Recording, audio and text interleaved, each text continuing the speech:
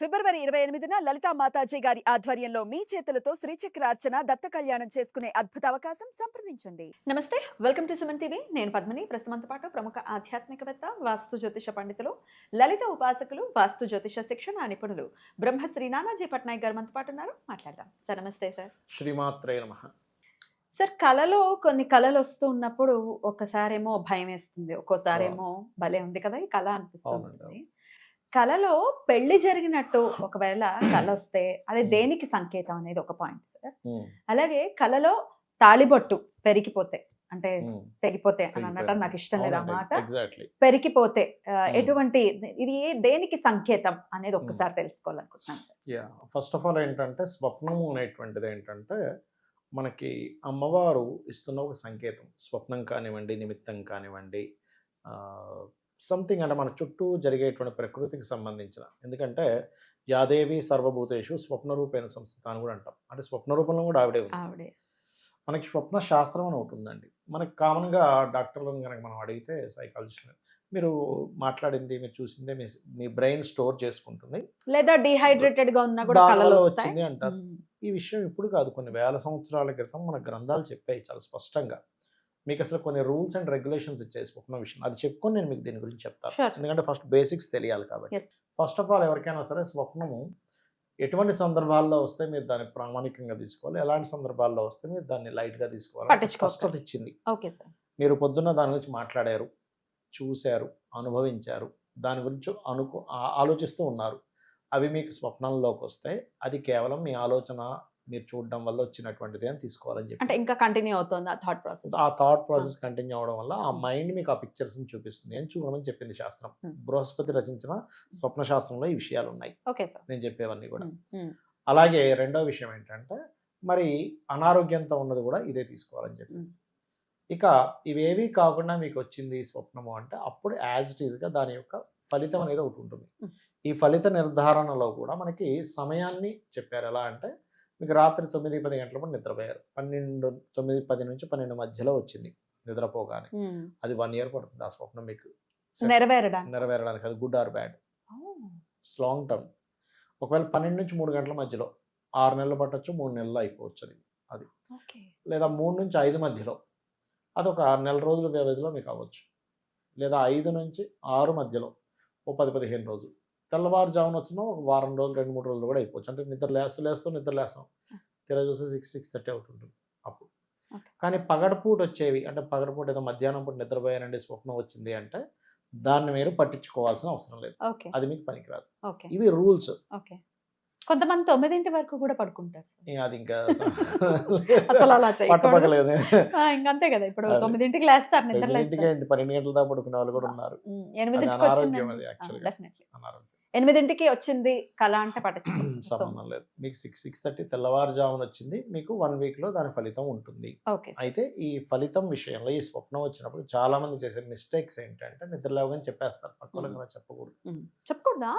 మంచి కళలైనా చెడు కళైనా చెప్పొద్దని చెప్తుంది శాస్త్రం. ఏం చెప్తుంది అంటే మీకు మంచి కళ వచ్చినా చెడు కళ వచ్చినా, మీకు అర్ధరాత్రి కూడా వచ్చింది అనుకోండి, ఓ చెడు కళ వచ్చింది, నిద్ర లేచి కాలు చేతులు కడుక్కొని దైవనామస్మరణ చేసుకొని నిద్రపోమని చెప్పింది. ఒక మంచి స్వప్నం వచ్చింది 3 గంటలకు 4 గంటలకు, ఇంక పడుకోకూడదు.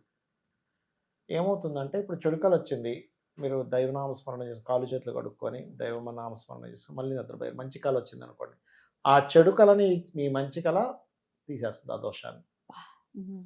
అలాగే చెడు స్వప్నం వచ్చిందండి, నిద్ర లేచిన తర్వాత ఎటువంటి స్వప్నం రాలేదు అన్నప్పుడు ఉదయం నిద్ర లేచి చక్కగా మీ కాలకృత్యాలు తీర్చుకొని ఇంట్లో పూజాది కార్యక్రమాలు చేసుకొని ఆలయానికి వెళ్ళి ఆలయంలో దర్శనం చేసుకొని మీరు గజేంద్ర మోక్ష ఘట్టం కానీ, త్రిజట స్వప్న వృత్తాంతం కానీ, రామాయణ మహాభారతాలు లాంటి షార్ట్ ఫామ్లో వినడం కానీ చదవడం కానీ చేసి మధ్యాహ్నం అన్నం తిన్న తర్వాత చెప్పాలి స్వప్నాన్ని ఇంట్లో.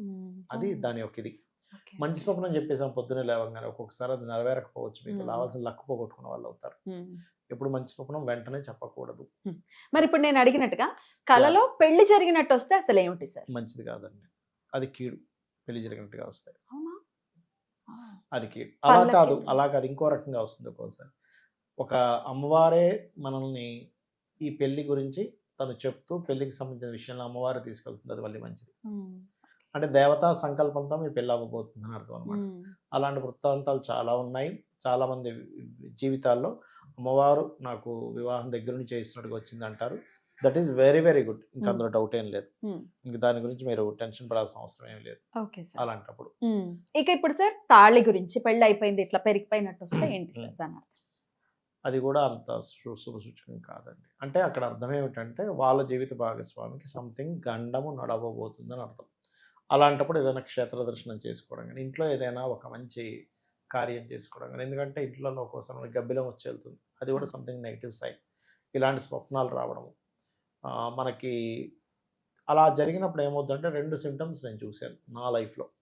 అలా స్త్రీకి ఎవరికైనా వచ్చినప్పుడు అనారోగ్య బాధ వచ్చిపోయిందంటే ఏం టెన్షన్ పడకండి. కానీ ఏమీ జరగట్లేదు, బాగానే ఉందంటే మాత్రం చాలా పెద్ద డిజాస్టర్ జరగబోతున్నారు. తుఫాన్ వచ్చే ముందు ఏమీ కనబడదు చూసారా స్టార్టింగ్. అంత ప్రశాంతంగా ఉంటుంది. అంత ప్రశాంతంగా ఉంటుంది, ధన్మ అనేది జరుగుతుంది. కాబట్టి అది ఇక్కడ ఏంటంటే ఎప్పుడు కూడా స్వప్నాన్ని మనకి కొన్ని పారామీటర్స్ చెప్పారు శాస్త్రంలో. మీకు మీ స్వప్నంలో మీరు ఎలా ఉన్నారు అంటే పెళ్లి మంచిదే కదండి నేను వచ్చి, కానీ పెళ్లి విషయంలో అలా చెప్పలే. మీరు ఒక్కోసారి కొండ ఎక్కుతున్నట్టు వచ్చింది మంచిది, కానీ కొండ నుంచి పడిపోతున్నట్టు వస్తే మంచిది కాదు. నిప్పు వచ్చింది మంచిదే, కానీ ఎలాంటి నిప్పు రావలేదు, జస్ట్ ఒక దీపం వెలిగించాం మంచిది. లేకపోతే మనం ఒక కాగడ అంటారు చూసారా, చీకట్లో ఎవరో మనకు కాగడ ఇచ్చారు అంటే దాని అర్థం ఏమిటంటే నువ్వు నీకేమీ కనబడిన స్థితిలో, తోచని స్థితిలో ఉన్నప్పుడు నీకు ఒకరి సహాయం అందబోతుంది. అలా కాదు ఊరూరంతా తగలబడిపోతుంది, అది మంచిది కాదు. ఇప్పుడు కొండ మీద నుంచి పడిపోతుంటాయి అని అన్నారు కదా సార్, పడిపోతున్నప్పుడు ఎవరో ఒకళ్ళు మనల్ని పట్టుకొని హెల్ప్ చేస్తున్నారు అన్నప్పుడు ఎగ్జాక్ట్లీ. ఎందుకంటే అలా జరిగినప్పుడు మీరు ఎక్కడో డౌన్ ఫాల్ అవుతుంటే మీరు మిమ్మల్ని మళ్ళీ ఎవరో ఒకరు మిమ్మల్ని సపోర్ట్ చేస్తారు అని మనం అర్థం చేసుకోవాలి. అద్భుతం సార్, మంచి పాయింట్ ఇది. అంటే మనం అక్కడ ఎలా జరుగుతుంది, ఆ స్వప్నంలో మీకు ఎటువంటి అనుభూతి చూస్తున్నారు. ఇప్పుడు చూడండి, పాము కరిస్తే మంచి స్వప్నంలో కీడు ఆ రూపంలో పోయినట్టు. అంటే కొన్ని దోషాలు మనకి మన నిజ జీవితంలో అనుభవించవలసినటువంటిది అమ్మవారు ఈ జీవుడికి స్వప్న రూపంలో అనుభవింపజేస్తుంది ఆవిడ అనుగ్రహంతో. మనకంటే స్వప్నం వేరు, నిజం వేరు. కానీ అమ్మవారికి కర్మను ఎలాగైనా అనుభవింపజేయగలదు కదా ఆవిడ తలుచుకుంటే. ఇలాగే అనుభవించాలని రూలే ఉంది. ఇదే భూమి నుంచి రకరకాల పంటలు వస్తున్నాయి, మట్టి ఒకటే, మరి ఎందుకు అలా వస్తున్నాయి? అలాగే జీవుడు ఒక్కడే, అతను స్వప్న రూపంలోనే ఆ అనుభవం చేయగలదు, నిజ రూపంలోనే అనుభవం చేయగలదు. కాబట్టి అమ్మవారి ఆరాధన రెగ్యులర్ గా చేసేటువంటి వారికి ఆవిడ అనుగ్రహంతో మనకు వచ్చినటువంటి ఒక స్వప్నము ఆ రూపంలో దోషం పోతుంది.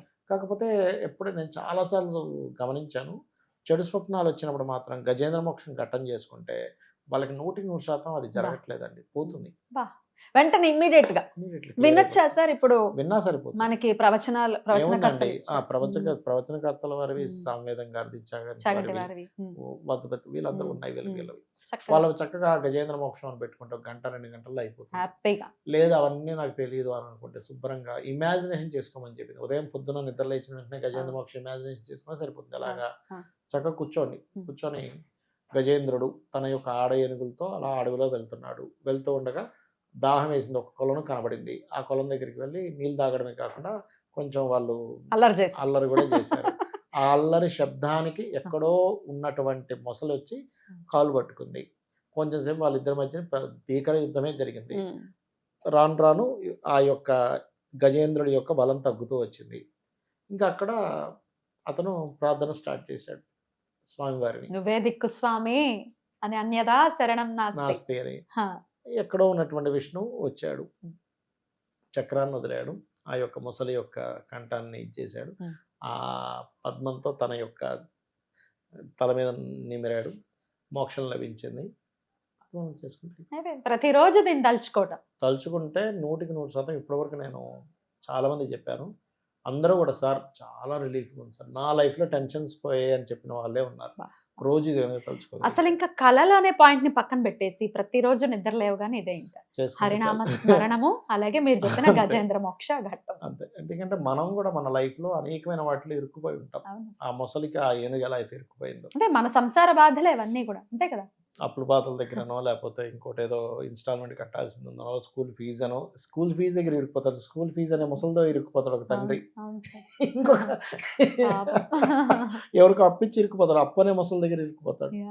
లేకపోతే జాబ్ అనే ముసలి దగ్గర ఇరుక్కుపోతాడు, బిజినెస్ అనే ముసలి దగ్గర ఇరుక్కుపోతాడు.